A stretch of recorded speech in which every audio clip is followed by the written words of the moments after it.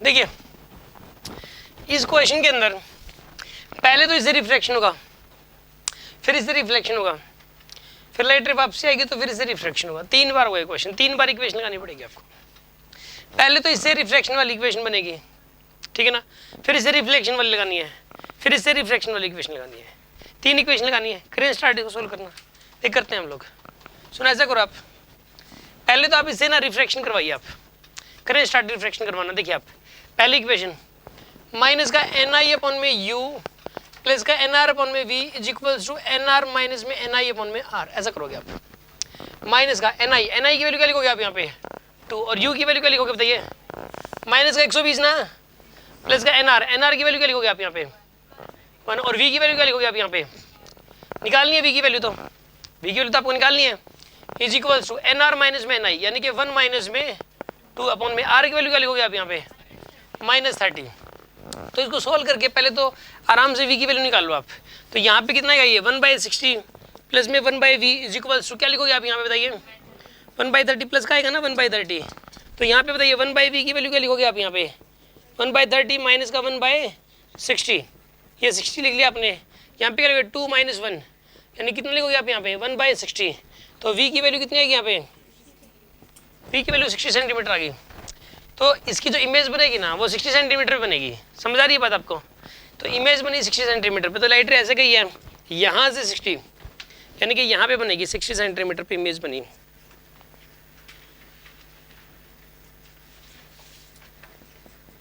ये इमेज बन गई 60 सेंटीमीटर पे। अब एक बात बताइए इस मिरर से कितनी डिस्टेंस है इसकी, हाँ जी 45 सेंटीमीटर, ये यहाँ से यहाँ तक 45 है, ठीक है ना, ये 45 सेंटीमीटर यहाँ से यहाँ तक। अब एक काम करो, ये यहाँ पे चाहे मीडियम कोई भी हो, इसके लिए तो सिंपल फॉर्मूला लगेगा 1/u plus 1/v equal to 1/f।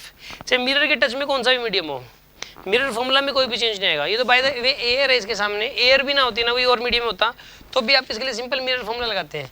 और वैसे भी इसका r जो है ना वो 60 है, इसका f कितना हो जाएगा, इसका f 30 हो जाएगा। 30 और 60 के बीच में है ये 45, किसके बीच में 30 और f और 2f के बीच में है। तो इमेज बियॉन्ड 2f बनेगी। इमेज कहाँ बनेगी, बियॉन्ड इन्वर्टेड बनेगी, बड़ी बनेगी। और वैसे डबल डिस्टेंस पे बनती है, मैंने बताया था अगर ऑब्जेक्ट एक्जैक्टली f और 2f के बीच में हो तो इमेज डबल डिस्टेंस पे बनती है। तो इस केस के अंदर जो इमेज बनेगी वो 90 सेंटीमीटर बनेगी। तो सोल्व करके देख लो आप इसको 90 पे, तो यानी कि यहाँ से 90 पे, तो ये टोटल कितना था यहाँ पे 105 था ना टोटल, तो यहाँ से 90 पे यानी कि इमेज यहाँ कहीं बनेगी। इस केस के अंदर यहाँ इमेज कहीं बनेगी 90 सेंटीमीटर पे। इमेज से मिरर फॉर्मूला लगा के देख लो आप, इमेज 90 पे ही बनती है। अब अगर यहाँ से 90 पे, तो ये वाली डिस्टेंस कितनी होगी बताओ आप, ये 15 होगी क्या, 105 में से 90 घटा दिया तो 15 आ गया, 15 डिग्री 15 सेंटीमीटर आएगा यहाँ पे 15 सेंटीमीटर। तो ये इमेज यानी कि ऑब्जेक्ट हो गया इस वाली बाउंड्री के लिए, ये जो ऑब्जेक्ट हो गया ना ये 15 सेंटीमीटर आ गया।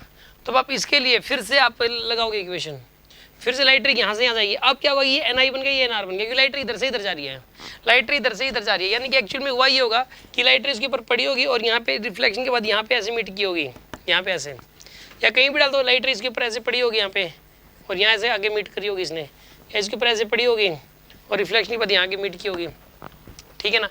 मतलब एक्चुअल में ना इमेज यहाँ बनेगी। अब ये वाली जो लाइट है ना ये फर्दर इसके ऊपर पड़ेंगी, यहाँ से यहाँ जाएंगी, तो ये एन आई बन जाएगा, ये एन आर बन जाएगा। इसी बाउंड्री के लिए पहले जब लाइट रे इधर से इधर जा रही थी तो ये एन आई था और ये एन आर था। अब लाइट रे इधर से इधर जा रही है तो ये एन आई है और ये एन आर है। अब इस वाली बाउंड्री के लिए आप इक्वेशन लगाइए, आप इस वाली बाउंड्री के लिए लगाइए आप इक्वेशन, इस वाली बाउंड्री के लिए कैसे करोगे सुनो आप। हाँ आप इसके लिए लगाओ आप माइनस का एन आई अपॉन में यू प्लस का एन आर अपॉन में V is equals to N R minus में एन आई अपॉन में आर, ऐसा लिखोगे आप इसके इसके अंदर। यहाँ पे एन आई की वैल्यू क्या लिखोगे बताइए, यहाँ पे 1, एन आई की वैल्यू क्या पुट करोगे यहाँ पे 1, और यू की वैल्यू क्या पुट करोगे बताइए यहाँ पे 15 ना, माइनस का 15 के प्लस का 15, -15 प्लस का एन आर अपॉन में वी, एन आर की वैल्यू क्या पुट करोगे यहाँ पे 2 अपॉन में V is equals to N R minus में एन आई, यानी क्या लिखोगे ये 2 - 1 ना, 2 - में 1 अपॉन में आर, आर की वैल्यू क्या लिखोगे बताइए यहाँ पे, आर की वैल्यू +30 लिखोगे, आर की वैल्यू +30। तो अब एक काम करो इसको लिखोगे अब आप यहाँ पे 1/15 इज इक्वल्स प्लस का 2 अपॉन में V is equals to 1 upon में 30। तो आप ऐसा करो आप इसके अंदर लिखोगे अब आप यहाँ पे 2/v is equals to 1/30 minus का 1/15। तो अब एक बात बताइए आप 2/v की वैल्यू कितनी आएगी यहाँ से, 2/v की वैल्यू 30 तो एलसीएम ले लिया आपने, तो ये लिखो 1 माइनस का 2 यानी कि 2/v की वैल्यू कितनी आएगी यहाँ से बताइए माइनस का 1/30, तो v की वैल्यू कितनी आएगी यहाँ से? v की वैल्यू आ जाएगी माइनस का 60। माइनस 60 का मतलब क्या हुआ बताइए? इमेज रियल के वर्चुअल? वर्चुअल, यानी कि ये जो लाइट रे इसके ऊपर पड़ेगी ना ऐसे, ये लाइट रे जो ऐसे पड़ेगी ना, ये लाइट रे कुछ ऐसे जाएगी यहाँ पे। जब आप इसको पीछे की तरफ प्रोसीड करोगे ना, यहाँ की इमेज बन जाएगी। मतलब यहाँ से 60 पे, यहाँ से 60 पे, यहाँ से पीछे 60 पे, यहाँ पे कोई ऑब्जर्वर होगा ना तो उसको इमेज यहाँ से 60 पे दिखाई देगी ऐसे। आ रही है बात समझ में आपको? कोई डाउट है किसी के मन में?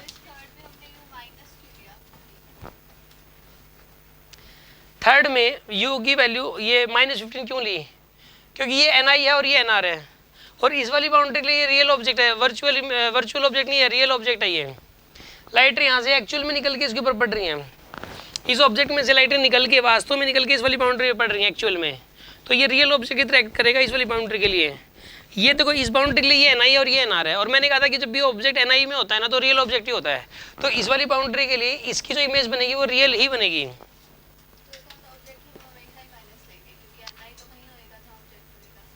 हाँ 99% क्वेश्चन में ऐसा ही होता है, एक दो एक्सेप्शनल केस आते हैं, मैं बताऊंगा ऐसे क्वेश्चन से। ये क्या कह रही है कि ni तो वहीं होगा जहाँ पे ऑब्जेक्ट होगा, मतलब जहाँ पे और ni मतलब जो है ना जिसमें एक्चुअल में ni वो होगा जिसमें इंसिडेंट रे होगी, सीधी सी बात ये है। ni वो होगा जिसमें इंसिडेंट रे होगी, इंसिडेंट रे ऑब्जेक्ट से कई बार नहीं आती, ठीक है ना, ऐसा होता है। ये कह रही है कि इंसिडेंट रे कई बार ऑब्जेक्ट से ही आते हैं, हमेशा ऐसा नहीं है, रियल ऑब्जेक्ट से हमेशा ही आती है इंसिडेंट रे। ni मतलब मीडियम ऑफ इंसिडेंट रे, जिसमें इंसिडेंट रे होगी ना लाइट रे इधर से इधर जानी है, तो ये ni है और ये nr है, और ऑब्जेक्ट अब ni के अंदर है, ऐसा सोचो आप। कई बार लाइट रे जो है ना ऑब्जेक्ट से नहीं आती इंसिडेंट रे, ठीक है, ऐसा होता है कई बार, ठीक है ना, तो वो वर्चुअल ऑब्जेक्ट होता है, उसमें से लाइट रे नहीं आती इंसिडेंट, मतलब समझ आ रहा है ना आपको? वैसे ऐसा नहीं होगा, ऐसा मतलब रेयर ही होगा कोई ऐसा कुछ केस आएगा तो, ठीक है ना।